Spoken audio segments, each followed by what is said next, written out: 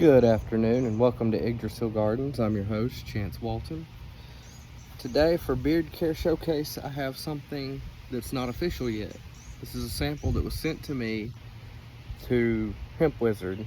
Shout out for Mike for setting me up with this. I've been talking to him for a few weeks about a product similar to this because I haven't really seen many beard care companies do this, but I'm not going to drop too many hints.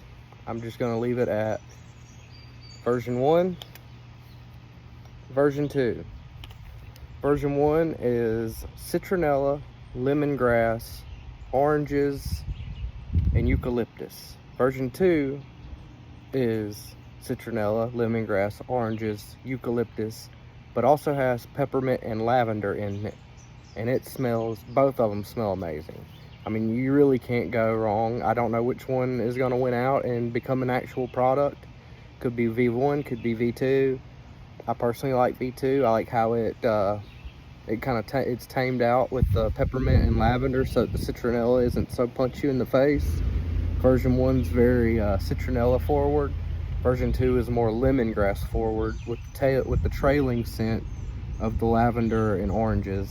Whereas version 1, it's very citronella forward and trails with oranges.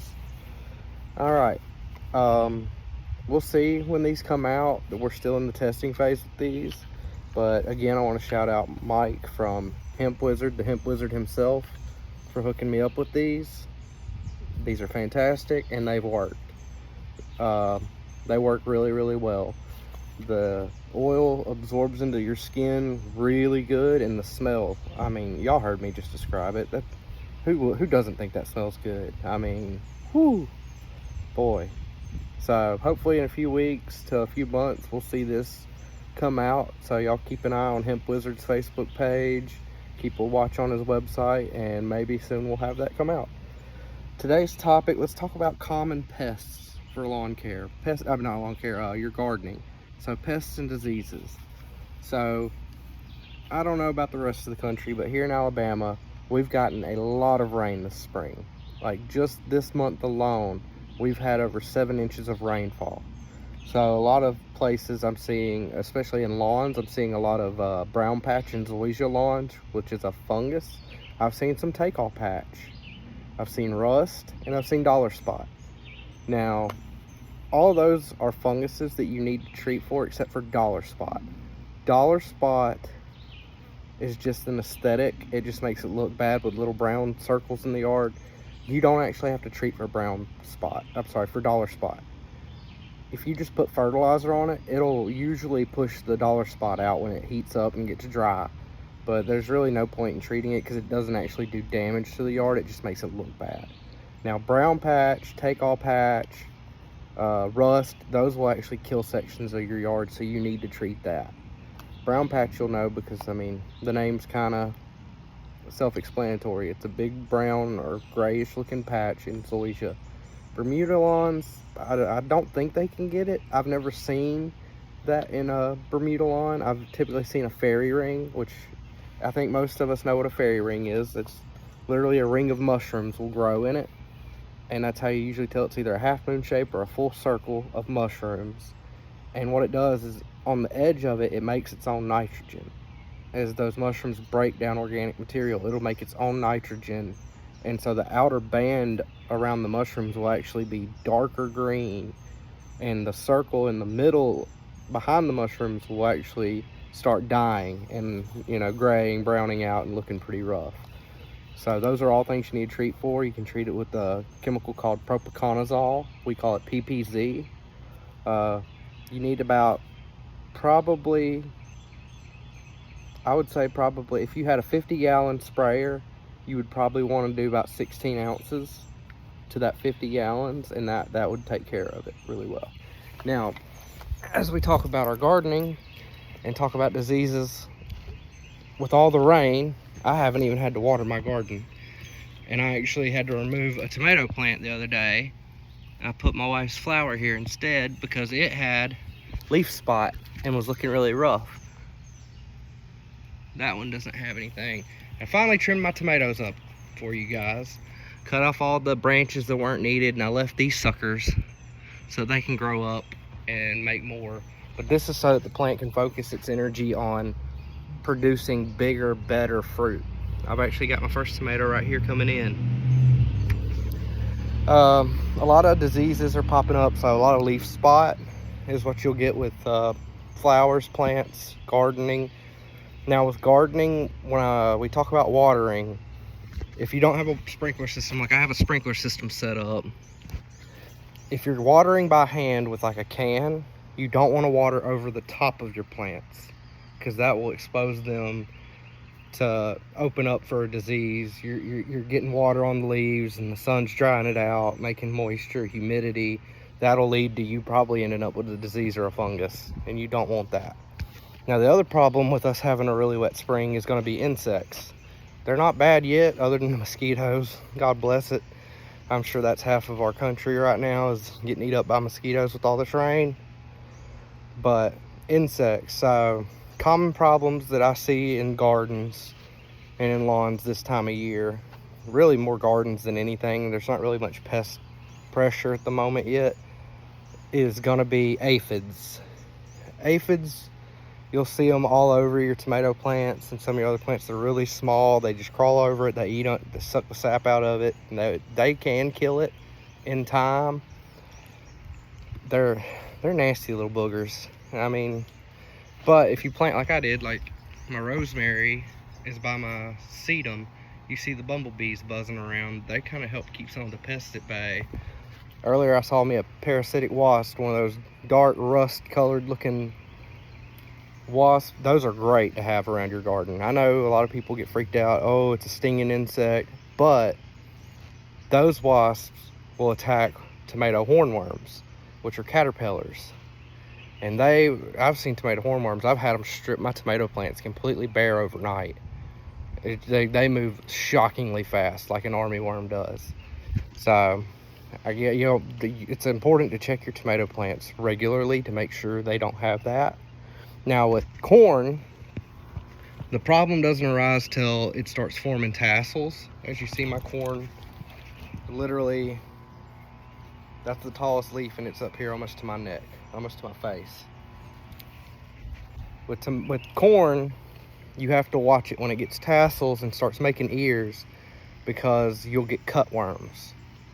And what happens is a moth will bore a hole where your ears are going to form, right on the tip of the tassels, somewhere on the leaf, and it'll deposit its eggs. And they pretty much are armyworms. They look exactly like an armyworm, and they will eat the ears of corn as it's developing, and they're a real pain. I did corn last year, and I think I only had, out of maybe 8 plants, I think I had 4 ears that I could use, because they were getting chewed up by these cutworms. Now the good thing is, all these insects that I'm talking about now are very easy to take care of. I know a lot of people aren't big on using chemicals, so I'm going to say, if you're going to use a chemical on your garden for pest control, there is one that is super reliable and super safe, and that is bifenthrin. You use bifenthrin at pretty much, if you had a 10-gallon backpack, if you had a 10-gallon sprayer, you would do probably 5 ounces. So for like a single, if you have a little 2-gallon pump sprayer, you could probably put in maybe 2 ounces, 1 ounce per gallon there, and that'd be a really good strong dose, and that'll kill on contact most insects, including ants, fire ants, sugar ants, any of those. Contact drops them. It'll definitely kill the cutworms and the greenhorn worms. And if you have armyworms in your lawn, in the late summer, as we get close to fall, we get fall armyworms. I really recommend you can spray it with bifenthrin, and that'll take care of those armyworms. It'll kill them instantly. So it's very easy to use, very easy, very safe too. Unlike other pesticides, this one does not absorb into the plant, so it won't make your plant toxic like imidacloprid will, or xylam. Both of those are systemic, so they get absorbed by the plant and turn the whole plant toxic to anything feeding on it. And you don't want that for anything that produces fruit or vegetables that you eat, because obviously you'd be making toxic fruit, and you don't want toxic fruit. Now, another big thing that I've seen has been real successful for me Irish Spring soap hanging around my garden and strategically placed. Since I've done that, I've noticed I haven't had nearly the amount of pest pressure that I have had in previous years. I haven't had chipmunks stealing my strawberries, which, as you see, I've got some strawberries coming ready down in there. My green beans, I actually messed up with my green beans. Fun fact for you guys. I was meant to plant bush beans and I ended up planting pole beans. So we're gonna see what happens with that, how they do. It's trying to wrap around this pole and I hope it will. But yeah, I ended up making a mistake. I always read your seed packaging to make sure you're planting what you want to plant, because you got bush beans and pole beans. You got determinate tomatoes, which only get to be about 3 to 4 feet tall. And you got indeterminate, which is what I've planted. So all these will grow until the first frost kills them. Or heaven forbid, pest or disease kills them. Whew, man, we've covered a lot of topics over the past few months doing this channel. So a great thing if you're wanting to do a more natural pest control, like I've said in previous videos, plant rosemary, plant basil. That's what I have right here popping up is basil. Both of those will attract beneficial insects that'll eat more of the non-essential ones. Okay, so I want to dip off topic from gardening back to your tree and lawn care, because I see something I can point out to you guys. So these little white things here on this tree, oh, that is scale. It's called a scale bug. So scales cannot move. They only have a very small window of time where they can move when they're in their quote crawler phase, and they're basically microscopic. You won't see them in their crawler phase. But their adult body, they latch on like so. Let's see if I can, oh yeah, I squished that one. Scale bugs are nasty little boogers. So when they're really bad, they really attack crepe myrtles and azaleas and boxwoods the most. So what they do is they latch on and they suck the sap from whatever plant they're on. And they latch on and they don't move for their whole lifespan. Like once they're an adult, they latch on and that's it. That's where they stay. They are very hard to get rid of because they have a very hard armored body, and you need to do a heavy dose of imidacloprid, xylam, and bifin with some PPZ, because what scale bugs do is they suck the sap out and they spend their whole life sitting there and they poop. And what they poop is a substance called honeydew, and it will turn a whole trunk of a crepe myrtle and any plants up under it black. It'll look really nasty, really gross. It just won't look right. But you use the PPZ, that'll help clear it up, at least the honeydew side of it, so that it doesn't cause any other issues. And then you use a good dose of imidacloprid, so like 10 ounces to a 50-gallon sprayer, probably about 10 ounces of bifenthrin, and then you need about 10 ounces of xylam, and that'll turn that tree toxic, and it'll kill them where they're at and they'll fall off. Now that doesn't always clear them up. You might have to come back and spray them again at another date further down the line. Now the best way you can take care of scale is in the fall winter time when things are dormant. You can get horticultural oil and just coat the whole trunk, every part of the tree from branch to the trunk, with horticultural oil, and that'll smother them out and take care of them so that they're not a problem. As we get into fall, we'll talk more about your fall insect problems that we see. As we get deeper into summer, I'll talk about some of the summer pests that you see in the lawn, because there's several that we see. This time of year, we're doing treatments for something called ground pearls. Ground pearls are another type of scale insect similar to the ones that grow on crepe myrtles, except they are in your lawn. They literally look like little pebbles, like pebbles of fertilizer, little BBs. And they're about as big as a BB for a BB gun. Real tiny little things, but they spend their whole life, the only ones that move are the females. They move around, lay their eggs, and those hatch out and become the new ground pearl.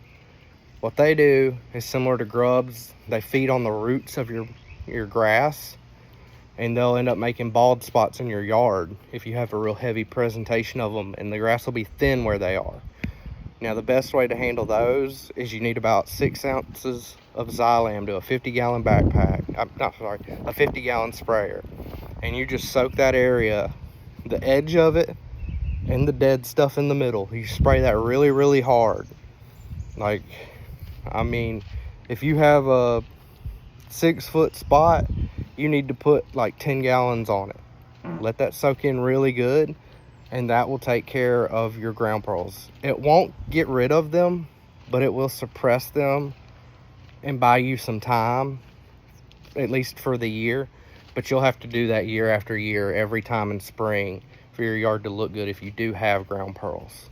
I would love to be able to show y'all an example of those, but I do not have a way to show you one at the moment. So, without any further ado, I think I'll let you guys go. 16 minutes is a pretty long video, so YouTube's probably gonna have some trouble with this uploading. It usually takes some hours when it's a little bit longer than 5 minutes. But yeah, if you guys haven't checked him out, check out Hemp Wizard. He has great products. He's an awesome guy. He'd give you the shirt off his back if he could. This was V1 and V2.